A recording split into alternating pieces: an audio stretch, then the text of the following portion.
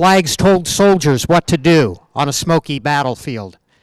They often could not hear or see their own officers. Know who your neighbors are. If you were out late at nighttime, do not, have big pocketbooks showing. Coming forward to carry me home. We're inviting those of you who are with us via channel 20 to run to the kitchen and grab something tasty to snack. We're going to be snacking here with refreshments, compliments of Mama Mia's, who is our host for lunch today. The mayor and the first lady believe that City Hall of Harrisburg is the front porch of our community. And so these brown bag lunches are front porch gatherings for the citizens in the house that they belong to. I'm Linwood Sloan, Director of Arts, Culture, and Tourism for the city of Harrisburg. This is an important day. Why? On June of 1861, as farms and communities across central Pennsylvania began to prepare for the great harvest, they were alarmed about the invasion of the Confederacy as they were crossing over the Mason-Dixon line, heading for Chambersburg.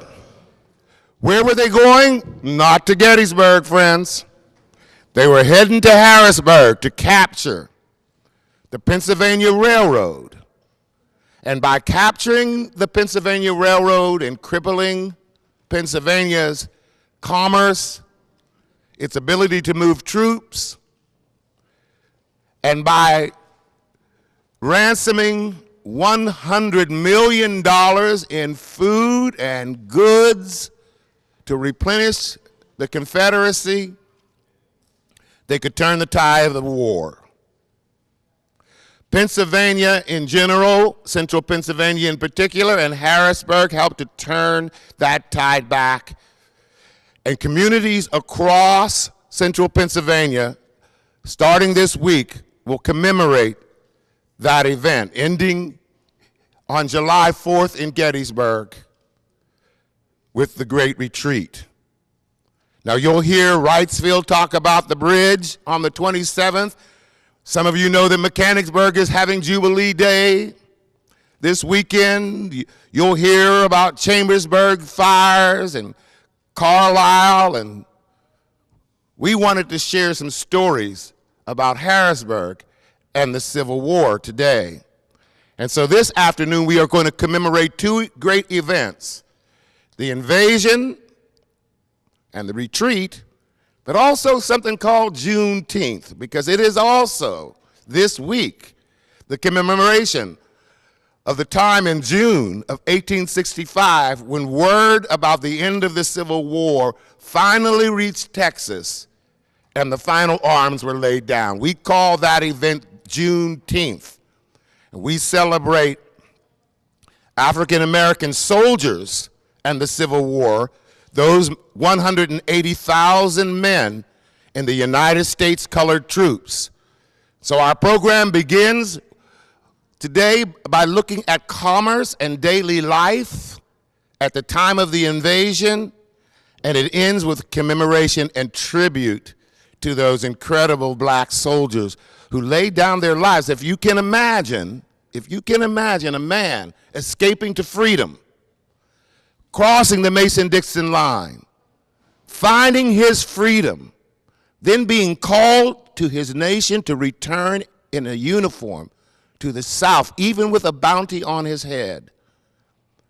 If you can imagine 180,000 free men of color returning in the U.S. colored troops.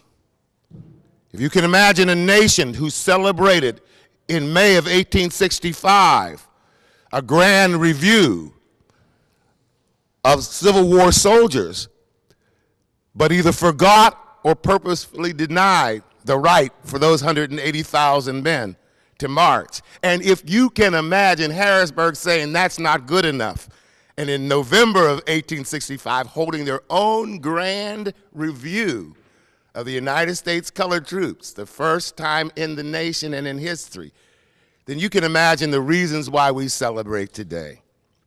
Now, I am holding the United States flag in my hand, and I invite those of you in the room and those of you in our community, in the television community, to bring your United States flags to City Hall between now and July 4th. We'll have a table and a box, and we will collect those flags.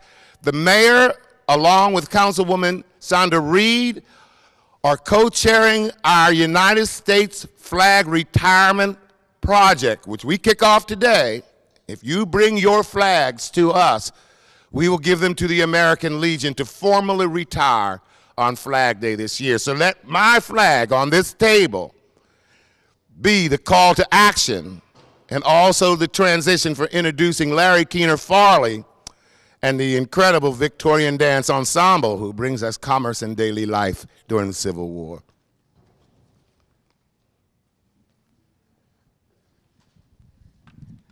Well, first, continuing Lenwood's talk on flags, we're going to talk a little about Civil War flags during the Civil War. Now, flags were extremely important back then, and U.S. Army regulations specified that the flag should be made to these dimensions. The flagpole is 9 feet 10 inches long. The flag itself is 6 feet on the pole, and it goes out 6.5 feet on the fly. And oddly, when you make a flag to those specifications,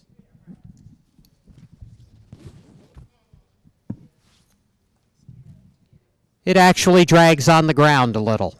They didn't have the same rule back then that we have today.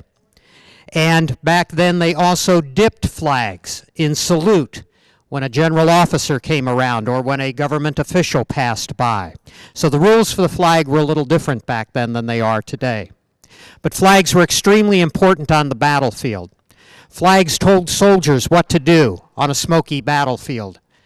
They often could not hear or see their own officers, but a glance at their regimental flag told them what to do. If it was standing still, they held their ground and fought away. If it was moving forward, they attacked. If it was going someplace else, they followed it. Generals watched the flag through all the smoke to follow the course of the battle. Were their troops holding, were they attacking, or were they retreating? They were also watching the enemy flags to see what they were doing. That's how generals kept track of things back then. Also, flags were the post office box of the battlefield.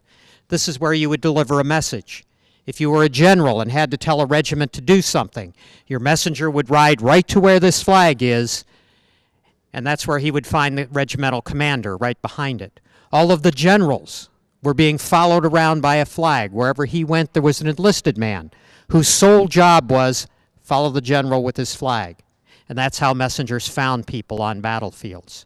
And so flags were very important. They weren't there just for symbolism. They were there for very practical military reasons, and for that reason, the most dangerous job on a battlefield was carrying a flag, because the enemy was always trying to shoot it down. If you could knock it down and keep it down, you interrupted that whole communication system. The soldier didn't know what to do, the general didn't know what was going on, and the messenger didn't know where to go. But what happened when a flag goes down? Does anybody know? Someone else picks it up, correct. Now think about that. That has to be the most illogical thing to do in battle. The last man who held the flag is on the ground dead, or worse, wounded and screaming in pain and bleeding all over the place. And you're going to run over and pick that flag up? And yet the men did it, in both armies.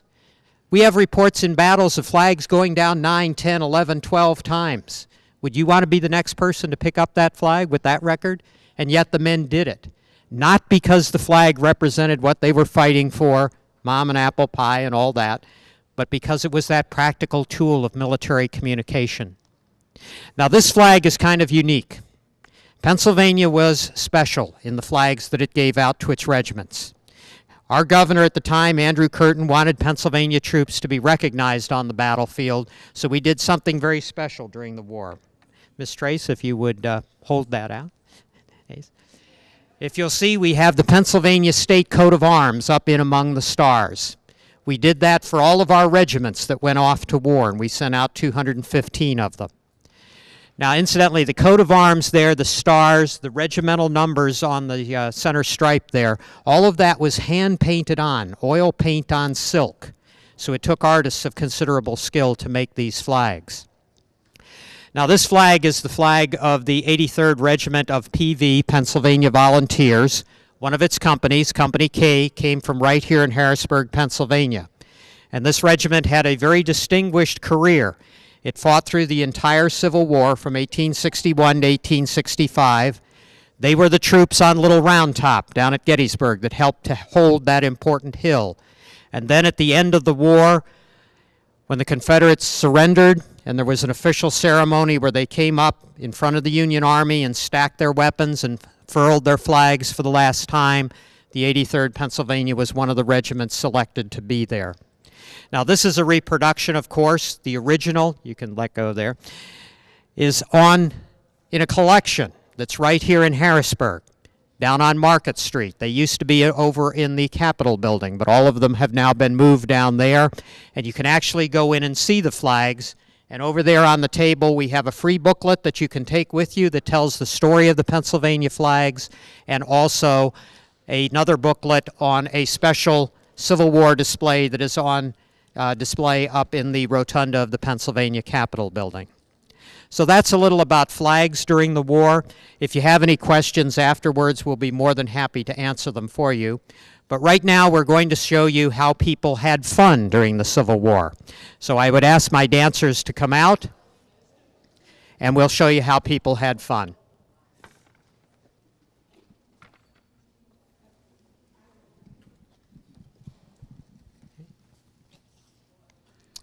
Now, literally everyone was dancing, if you'll face the audience, during the Civil War.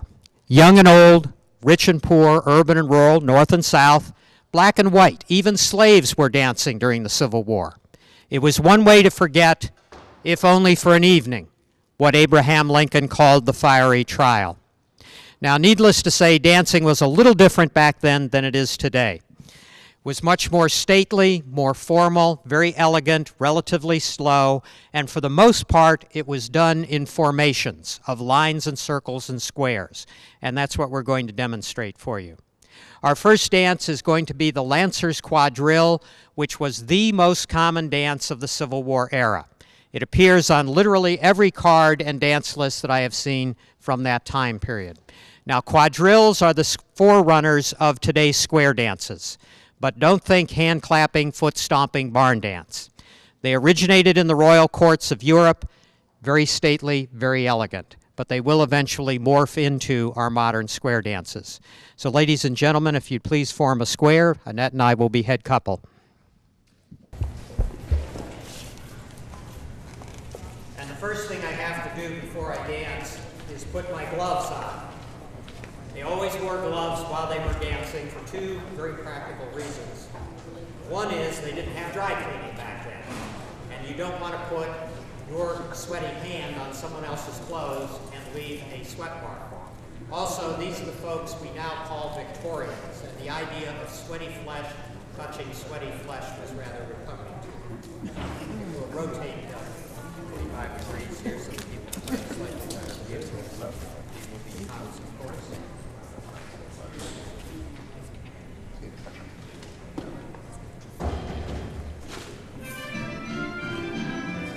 Honor your partners and your corners. Tops, forward and back. Stop lady, two-hand turn. Dances were called back then, just as square dances are today. Cross and return.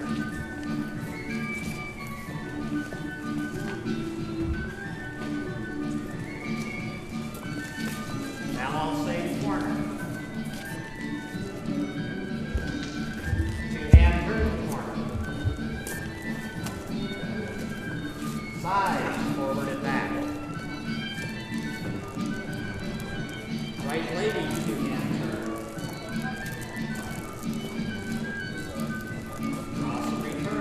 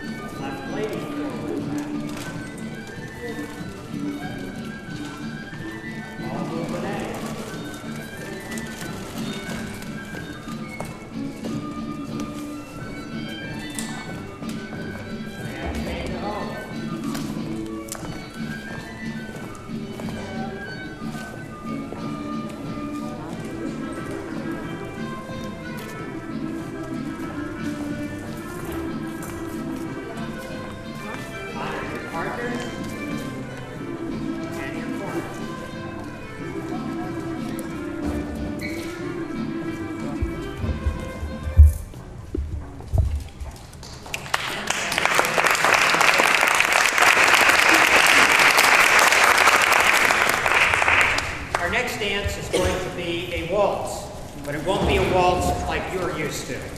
It's one done in the open position with the couple standing side by side. It's called the Spanish waltz. Has absolutely nothing to do with Spain. It's simply a romantic title that was given to the dance. So if you would, ladies and gentlemen, you'll line up for the Spanish waltz. Now, what we do is we dance with the couple in front of us, then we do a pass-through, and we dance with the next couple. So if you can imagine this line being much longer, you might start at one end of the ballroom, dance with the couple in front of you, then the next couple, go all the way to the other end of the room and turn around. Often these dances will go on for 5 to 10 minutes. We're just giving you brief snippets. You'll see how we do the pass-through. On the first one, we'll do a promenade on, and on the second one, we'll do a waltz on.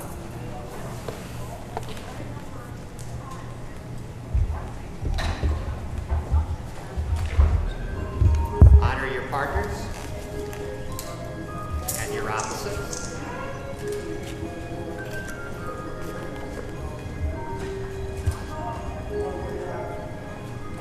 Forward.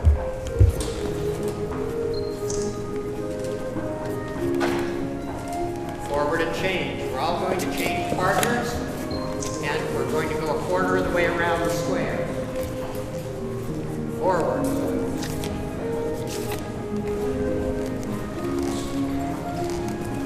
Change.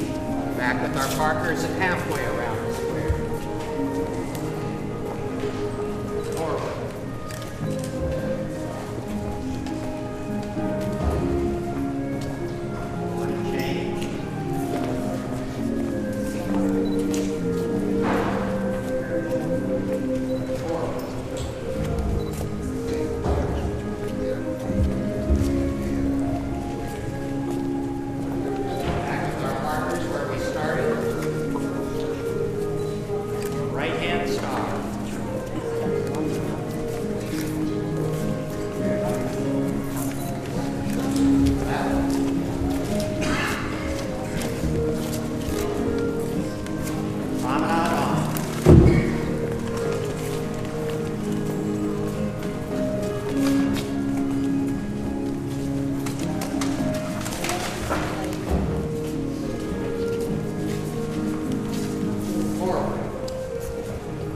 Couples on the end just wait one sequence, and on the next pass through, someone will come out and dance with them. Gives them a chance to rest, see how the other people are dancing, who's dancing with whom, what the ladies are wearing.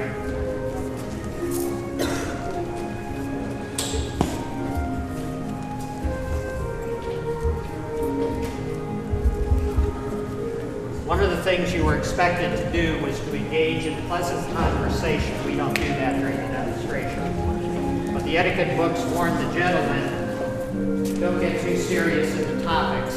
You didn't want to tax the ladies' minds.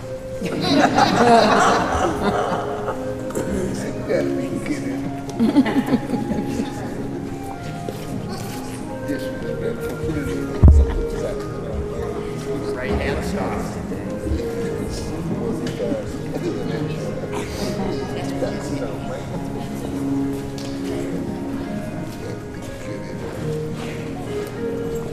Waltz on. This is another way of moving on.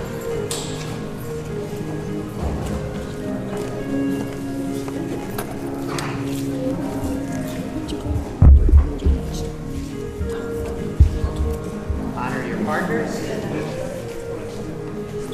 your opposites. And that was the Spanish.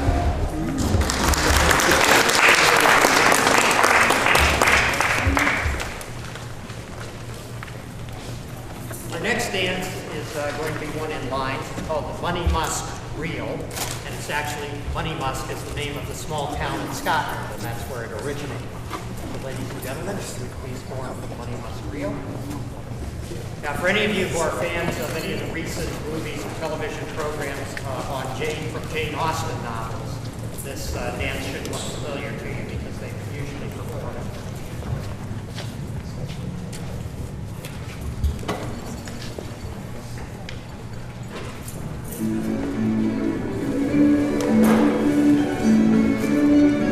Honor your partners. Forward and back.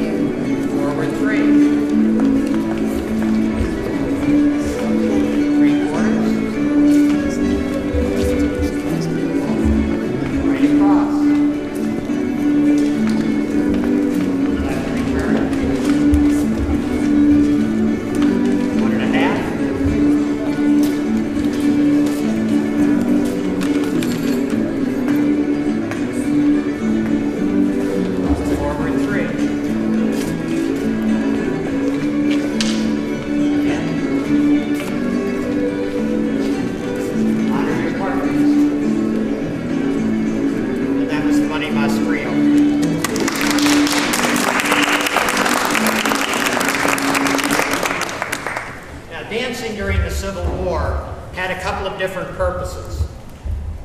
One was very often raising money for the war effort, especially hospitals and soldiers' aid and things like that. Occasionally it was to get equipment, arms, ammunition, but more likely it was to aid the soldiers who had been wounded, and also their widows and children.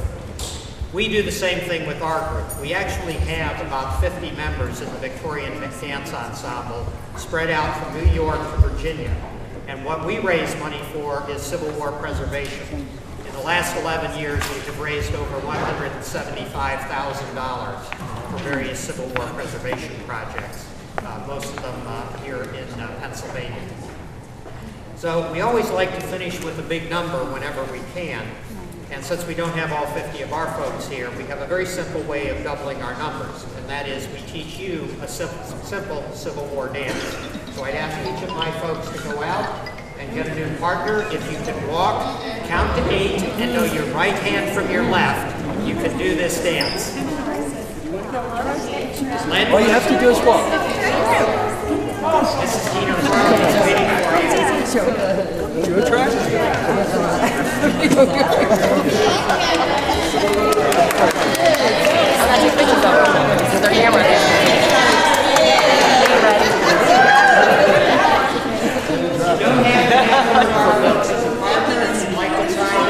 I'll try to clean my act up a bit, man.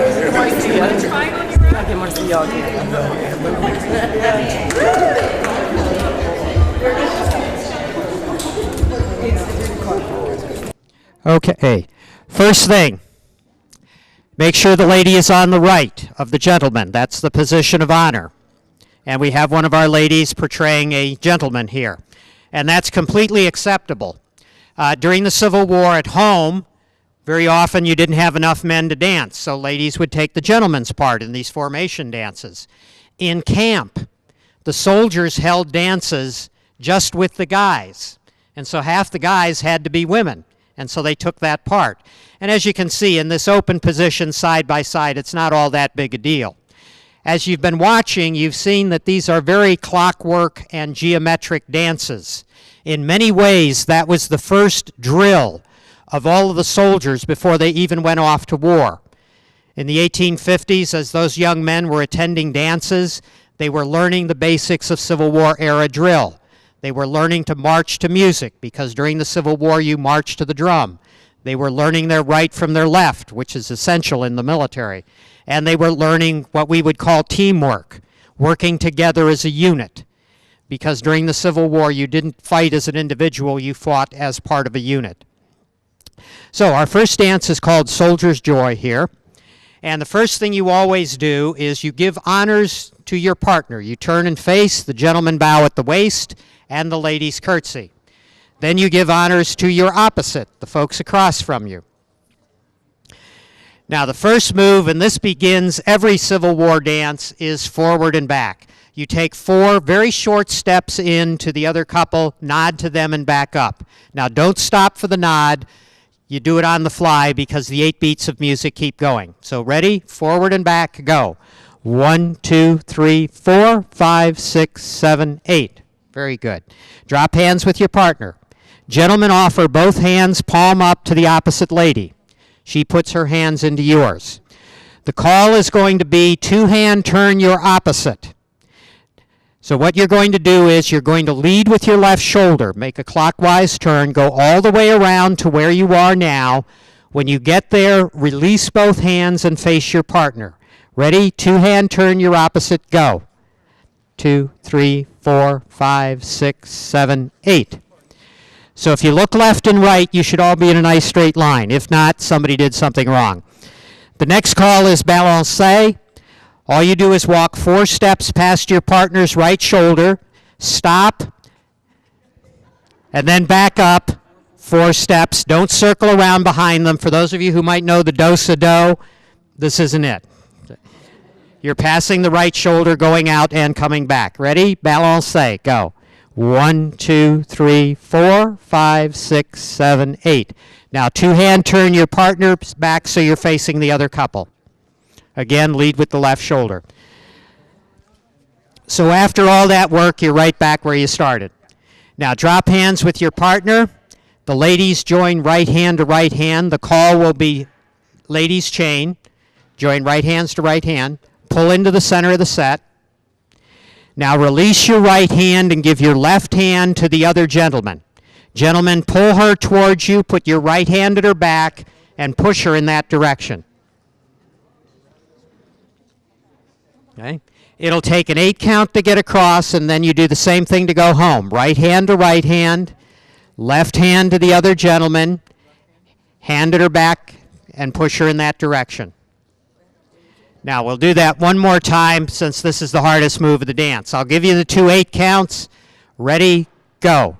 1, 2, 3, 4, 5, 6, 7, 8. 1, 2, 3, 4, 5, 6, 7, 8.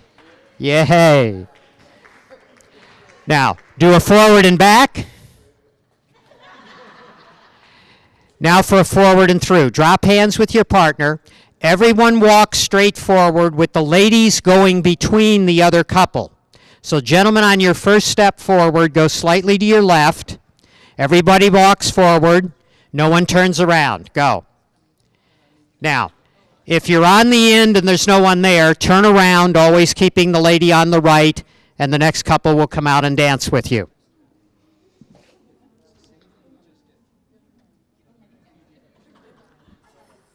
It's always easier to music. Do these on my call. Don't get ahead of me. Honor your partners and your opposites. Forward and back. 2-hand turn your opposite. Face your partner and balancez past the right shoulder. 2-hand turn your partner. Ladies chain.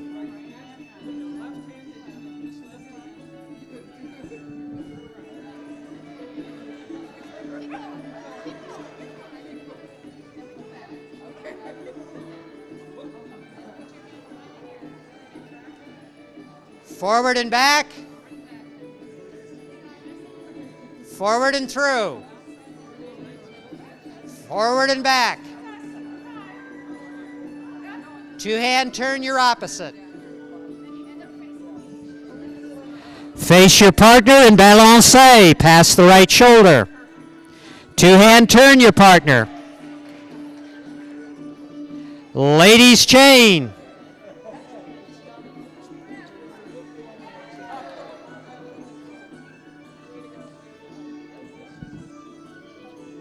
Forward and back. Forward and through. Now we see how good they are. Forward and back. You're on your own. Keep going.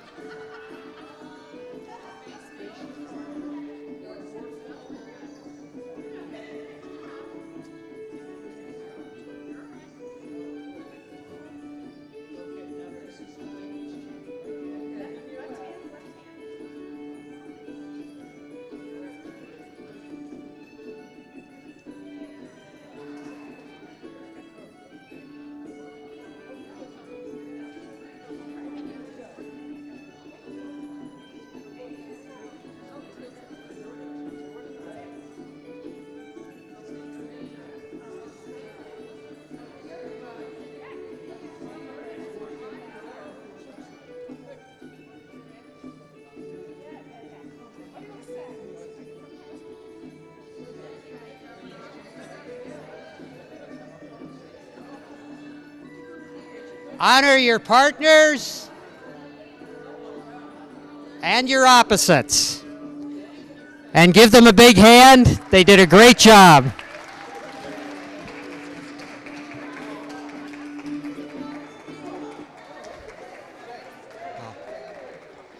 We hope you've enjoyed your step back into the 19th century. And if you'd like to try this, tomorrow evening in Lemoyne, 6 p.m. at the Negley Park Picnic Pavilion. As part of the Camp Curtin Civil War Days, we will be doing a dance. And we'll do it just the way we did. We'll talk you through it, and you get to dance. You don't have to dress up in modern attire. This is part of, as Lenwood said earlier, all of the various commemorations that are going around in the various areas that were touched by the Confederate invasion of 1863. And we do have a little flyer on the table over here with the free booklets. Make sure that you pick those up before you leave today. Lenwood? Thank you very much, Dr. Larry Keener Farley, Annette Keener Farley, and the incredible Victorian Dance Ensemble. It is always great to see my friends. I should have my box coat on today. Remember to pick up this book on Civil War flags. I remind you, or those of you who have just joined us at home, that Mayor Poppenfuss and Councilwoman Sandra Reed are calling for a flag retirement program. If you have a United States flag that you would like to formally retire, please bring it to the atrium of City Hall between now and July 4th. We will be sure to take those flags to the American Legion so they may properly retire them on Veterans Day in November. I need to remind you that it is lunchtime and Mama's Pizza is the prize for lunch today. So if you've not brought your lunch, please be sure to pick up a piece of treat from us. And now I think it is a raffle time. We always like to send you home with some small or not so small trinket. I'm going to ask Dr. Larry Keener Farley if he'll come forward and pull out the first number. Thank him and the ladies and gentlemen for turning this into an elegant parlor today. And your winning number is 352-980. 352-980 is a winner over here. That's great. If you'll go to the back table, you'll be sure to find your prize. Please join with me a song that you know, and I'm a depend on you at home to sing along with me. This song. It goes like this. Amazing grace, how sweet the sound that saved a wretch like me. You know this song. I once was lost, but now I'm found, was blind, but now I see. In the years of 1870s, John Newton, an Englishman from the New England area, was illegally carrying slave cargo. His boat was filled with the chains and the pains and the sorrows of those who had been enslaved. A storm came up, crashed his boat against the rocks. The entire ship splintered into pieces, and John Newton was thrown into the fiery, watery brine. He cried out to God, "If you save me, God, I will slave no more. If you save me tonight, I will slave no more." And God saved John Newton. He lifted him up. He set his feet on higher ground. But God was not finished with John Newton, because you see, he struck John Newton blind. And for the rest of John Newton's life, one of those enslaved men who was also in the brine with him became his eyes and carried him through the rest of his life. I once was lost, but now I'm found, was blind, but now I see. He saw through the eyes of a black man for the rest of his life. Knowing the words means so much. Sing it one time more, even with your mouths full of pizza. Let's all sing. Amazing grace, how sweet. Calm down, Jennifer.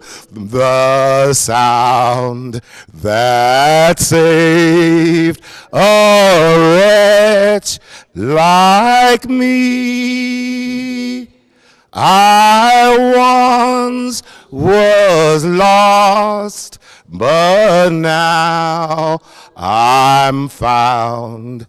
Was blind, but now I see. It takes amazing grace to do the task that the next gentleman does each day.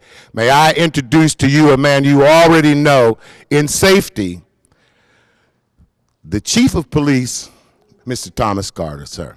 Chief Carter.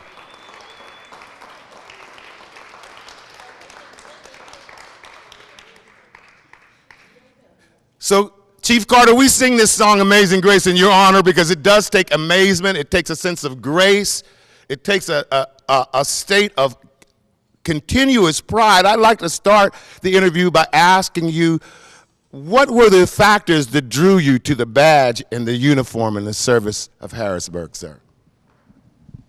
Thank you, first of all. When I was growing up, my father was a veteran. He always served the country proudly. It just so happens that I grew up on Logan Street in the 2000 block. My next door neighbor was a police officer, Whitlock, Alex Whitlock. Alex Whitlock, he used to talk to me all the time. He used to tell me to stay out of trouble, to do the right thing. In our neighborhood, there were other officers that used to ride through my neighborhood. Detective Thomas Core, some of you might remember Detective Core, Detective Stylo. They were always talking to us. A lot of the kids that I grew up with, they always had a fear of the police. I never did. I always talked with them. I was always interested. I was always curious. And so one day, as I got older, I did not want to work in a factory. I hate working inside. I hate doing office work, so I thought about it. Alex Whitlock, he was a captain, and he came to me and he said, well, take the test, police test. So I took the police test. Eventually, they hired me, and he became chief. He was actually the first black police chief in the city. So that's what happened to me to make me become a police officer. Now, sir, how do you prepare yourself physically and spiritually each day for such an arduous task of protecting the city? What I like to do every day is, naturally, I pray. But the things that I do is I like working out. I like to accomplish small tasks. I may run an extra mile, may do more sit-ups, more push-ups, and as I'm working out, in the back of my mind, I know that there are things that we must do, accomplish. Another thing that I do, I was sent this article recently by this Navy admiral, and he was talking to the University of Texas, and he's a Navy SEAL. And he said, and their motto is that what happens here, we can change the world.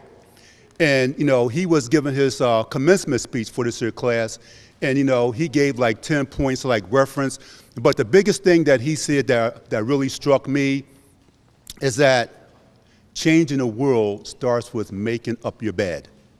And my father, being a soldier, he's to always make his bed the way he did in the military.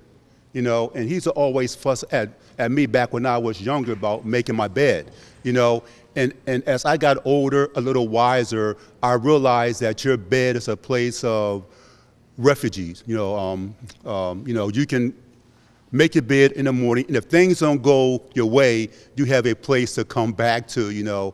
I learned that accomplishing the little task first will take care of the bigger tasks. Just by completing one small task every morning gets me ready to accomplish other tasks. And sir, what is the message that you give to your men and women as you send them out to take their post every day? I tell them, that you should treat the general public the way you want people to treat your family. If a police officer from another agency stops your mom, you want your mother treated with respect and with dignity. You know, we talk about officer safety, doing the right thing, be conscious of your surroundings. And, you know, we talk about that, and, you know, I tell them, you know, everybody that you run into during the course of your day, they're not bad people. Certain circumstances dictate the way that people react to certain problems. You know, treat people with dignity and with some respect. Sir, how can the people of Harrisburg, people in this hall and the people who are watching in their homes, how can they help you this summer? They have been helping by calling us in, giving us information on criminal activity, things that are going on. But everybody here can help by owning their neighborhood, get to know your neighbors, talking more, build a relationship up with your neighbors. Take ownership of your neighborhood. Take your neighborhoods back. You know, back when I was growing up, Harrisburg was a beautiful city.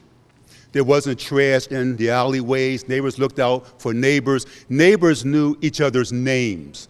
You know, nowadays, we don't have that. People live beside, next door to each other for years and do not know their own neighbors. So I would ask, you know your neighbors, take ownership, take pride in the neighborhood that you live in. And sir, let's end by, we're excited about summer in the city. We're just about to roll out a great summer in the city, with summer starting officially tomorrow, June 21st. What safety tips would you like to leave us with, or what safety practices should we follow this summer? Safety starts with common sense. You know, don't leave your valuables in your car. Don't leave your car door open. You know, leave your porch lights on. Again, know who your neighbors are. If you are out late at nighttime, do not, you know, have big pocketbooks showing. Don't have fancy jewelry showing. You know, walk in well lighted areas.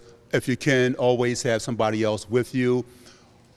If you can also get a little whistle. If you get in trouble, somebody confronts you, get a whistle and blow that whistle, because criminals do not like noise. They don't want you to draw attention to, you know, to what they're out there doing. So get a whistle, blow that whistle loud. You know, but, you know, harden the target. Do not become an easy target. A lot of people are victims because they are easy targets, and criminals prey on easy targets. Just like the lions out there hunting, you know, they go after easy targets. Criminals, their mentality, they're the same way. They target easy targets. Harden the target, just be smart. Don't put yourself in any jeopardy. Make sure that you're somewhere, have a cell phone on you, a whistle on you. Make sure that your family knows where you're going to be at all times. Thank you. We have time for one or two questions. We don't normally get a chance to well, I do in every elevator and every opportunity to converse and learn from the chief, but perhaps you have a question or two that you would like to address the chief. Nobody, or somebody asked me something. Asked me my shoe size or something here. The lady wants to know, how old are you, sir? I was old enough to take the test, and I got the job. Old enough to take the test and get the job. That's a philosophy of life. Sir, we know you have so many incredible things to do. We want to thank you for coming out this afternoon. It's been a joy to serve with you, sir, and I hope I can for a long time. Thank you. Thank you very much. Thank you very much. We want you to have another raffle, and I'm going to ask the chief if he'll come up and pull the next. What's that? Oh, the police test coming up? Oh, the police tests are coming up. We want to talk about. The city is hiring. You know, we're giving a police test. I encourage everybody who is interested, who wants a career, not just a job, because this is an awesome career. We have the best officers of any officers in this whole state. I'm bragging about that because I feel that way. I trust my people. They are some great officers. They love the citizens of the city. So if you have a desire to become a police officer in this great city, Please put in an application. Please take the test. We hire everybody, and there is no age limit. Again, there is no age limit. So if you're interested, please apply. Thank you. Where at, ma'am? You can go online and get an application. The host agency is Swadara Township Police Agency. A consortium testing is being done, and they're the lead agency, so you can go right online or to Swadara PD to pick up an application. And there's 13 other agencies, but my concern is Harrisburg, so everybody mark down Harrisburg. Great. And now?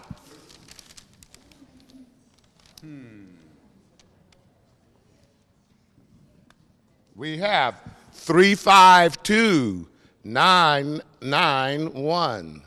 352-991. Here she is. Thank you very much. Thank you very much.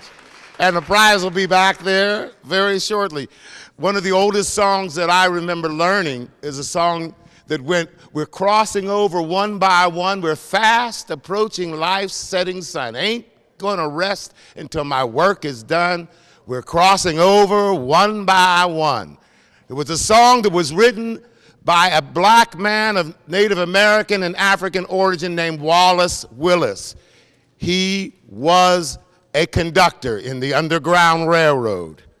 And he wrote over 24 songs that we now sing on Sunday mornings and in spiritual circles, which were songs that were signals for the Underground Railroad. It gives me great privilege and pleasure to introduce to you the Lark Quartet, who bring us songs of the Underground Railroad and the songs of the African American Wallace Willis. Gentlemen.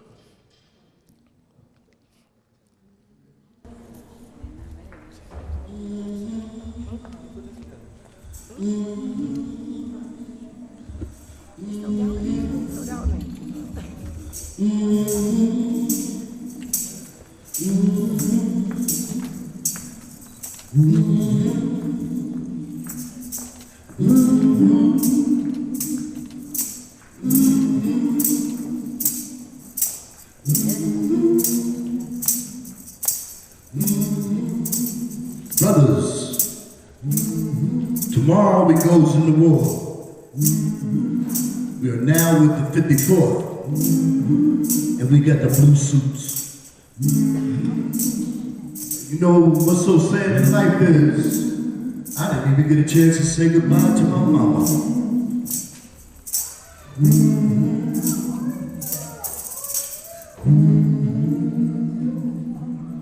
Oh, I'm singing Mary. Oh, Mary, don't you weep.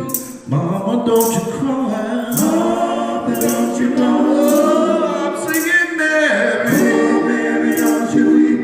Martha, don't you mourn. Martha, don't you mourn. Pharaoh's army. Pharaoh's army. Drowning in the Red Sea. Drowning in the Red Sea. Oh, I'm singing Mary. Oh, Mary, don't you weep. Martha, don't you mourn. Martha, don't you mourn. Oh, I'm singing Mary. Oh, Mary, don't you weep. Oh, Martha, don't you mourn. Martha, don't you mourn. Oh, I'm singing Mary. Oh, Mary, don't you weep. Little sister, don't you mourn. Martha, don't you mourn. Pharaoh's army. Pharaoh's army. Drowning in the Red Sea. Drowning in the Red Sea. Oh, I'm singing Mary. Oh, Mary, don't you weep. Martha, don't you mourn. Martha, don't you mourn. If I could, said I surely would. I surely would. Stand on that rock, y'all. Standing on the rock. Stand on that rock where Moses stood.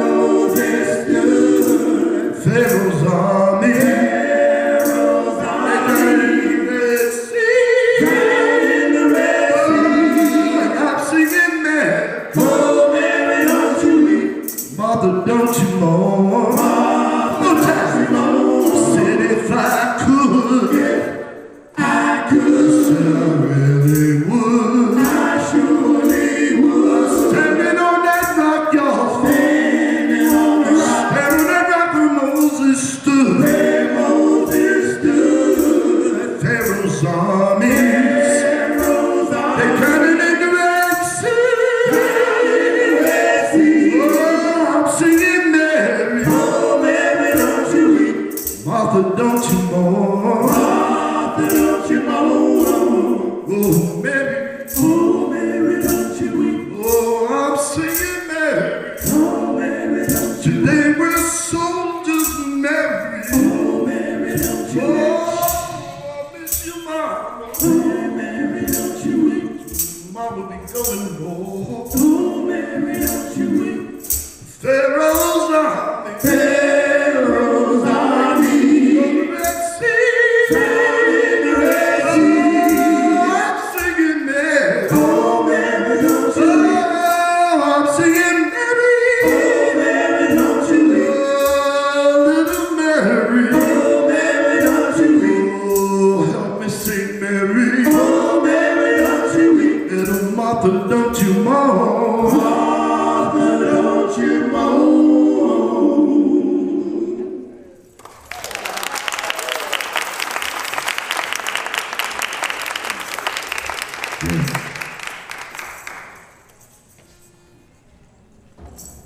Swing low, sweet chariot, coming forth to carry me home. Swing low, sweet chariot, coming forth to carry me home. And the angel said, swing low, Jesus said, sweet chariot, coming forth to carry me home.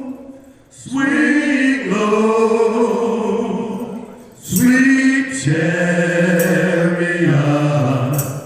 coming forth to carry me home. I looked over Jordan, and what did I see? Coming forth to carry me home. A band of angels coming after me, coming forth to carry me home. Swing low, sweet chariot, coming forth to carry me home. Swing low, sweet chariot, coming forth to carry me home. If you get there before I do, coming forth to carry me home. Just Jesus, tell all my friends I'm coming too. Coming forth to carry me home. Swing low, sweet chariot, coming forth to carry me home. Swing low, sweet chariot, coming forth to carry me home. Coming forth to carry me home. Coming forth to carry me home. Lord, say, coming forth to carry me home.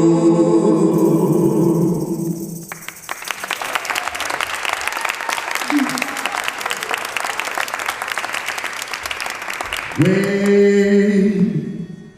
in the water, way in the water, children, way in the water. My God's gonna trouble the water.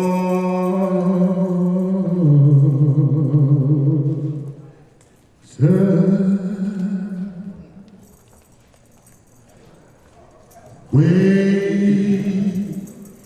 in the water, way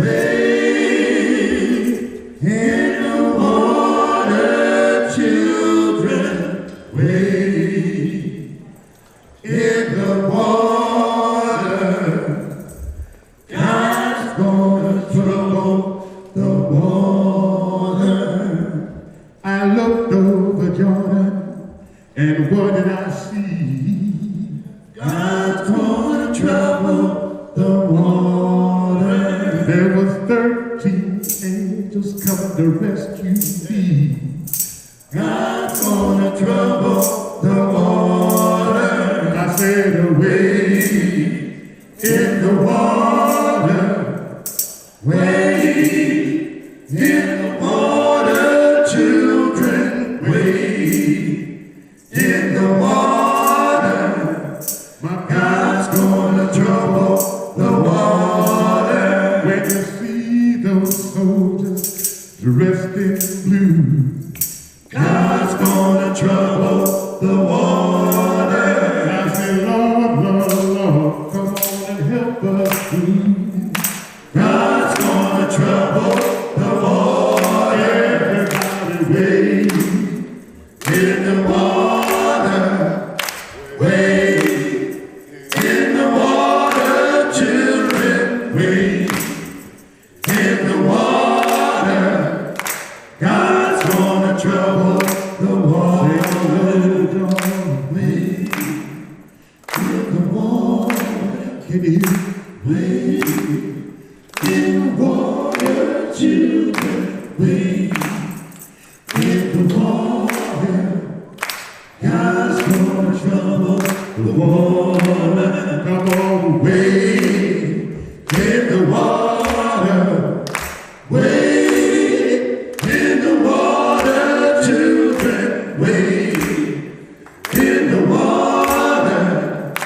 God's gonna trouble the water. God's gonna trouble the water. God's gonna trouble the water.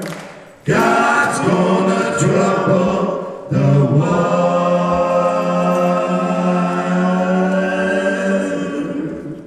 Thank you. The Lark Quartet singing Songs of the Underground Railroad, Mr. Wallace Willis. Now, in the secret of the night of the Underground Railroad, you really couldn't clap, so everybody would just go like this, like there was a tambourine in the night. So everybody go like this for Lark and them. Okay. We're going to ask them to come on, and Lark, would you come on and pull the last of the raffles? And while he's coming up, to show our thanks, we want to remind you that Mama's Pizza is at the table. Also, the Victorian Dance Ensemble reminds you to take your flag book. We remind you to join us July 4th in Reservoir Park, July 5th at City Island, July 6th at the Italian Lake for the great holiday walk-around, Independence Day walk-around. The winning number is 352996. 352996 is right here. And as we end our program for today, we invite you to come out on first and third Fridays. If you know this song, sing with us as we say goodbye to you. One bright morning, when this world is over, I'll fly away to a land on God's celestial shore. I'll fly away. You know the words. They go, I'll fly away, oh glory. I'll fly away in the morning when I die. Hallelujah, by and by I'll fly away. Thank Victorian dancers. I'll fly away, oh glory, I'll fly away in the morning when I die. Hallelujah, by and by I'll fly away. Have a God-filled afternoon. Come see us in City Hall over and over again.